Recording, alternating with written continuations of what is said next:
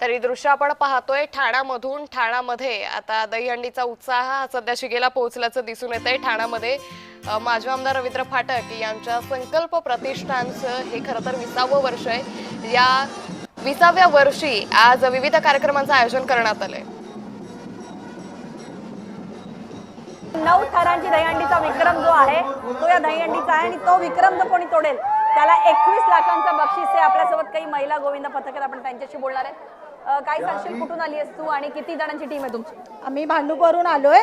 मुलींची आमची 33 जणांची टीम आहे। 5 थर लावतो आम्ही आणि मुलांचे 7 थर लागतात। अच्छा, काय सांगाल की 9 थरांची ही दहीहंडी असणार आहे, तसा काही प्रयत्न केला जाणार आहे तुमच्याकडनं? पुढे नक्कीच आम्ही प्रयत्न करू त्याच्याबद्दल। काय सांगाल, दहीहंडीची प्रॅक्टिस किती दिवस झाला करतात? आम्ही महिनाभरच्या अगोदरच चालू असते आमची प्रॅक्टिस।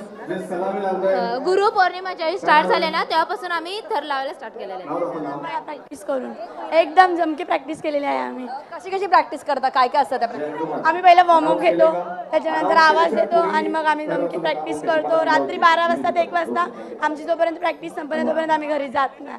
मला सांगा, मुलींच्या दहीहंडी गोविंद पथकामध्ये आणि मुलांच्या दहीहंडी गोविंद पथकामध्ये काय फरक असतो? किती मुली उत्साही असतात? आम्ही खूप उत्साही। रोज आम्हाला वजन लागतं पण आज आम्हाला वजनच नाही लागत कोण पण अंगावर झालं। एकदम फिट अँड फाईन एकदम।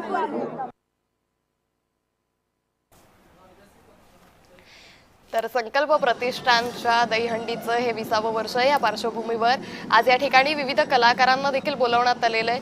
सकाळी ज्या पद्धतीने आपण पाहिलं होतं की महाराष्ट्राची हास्य जत्रा फेममधील कलाकार देखील या ठिकाणी दाखल आले होते आणि त्यांच्याकडून देखील गोविंदांना शुभेच्छा देण्यात आलेल्या। या ठिकाणी ढोल वाजवणं, ढोल ताशांच्या गजरामध्ये हे गोविंद आज खरं तर ठेका धरताना पाहायला मिळत आहेत। गोविंदांचा उत्साह हा शिगेला पोहोचलाय। खरं तर मुंबई आणि ठाण्यातील दहीहंडी उत्सव हा जगभरात नावाजला जातो। पारंपरिक आणि आधुनिक दहीहंडी स्पर्धांसाठी पथकं आता सज्ज झालेली आहेत। तर गिरगाव, ठाणे, दादर, परळ, घाटकोपर, विरार, बोरिवली या ठिकाणासह तब्बल शेकडो हंड्या आज सजलेल्या आहेत।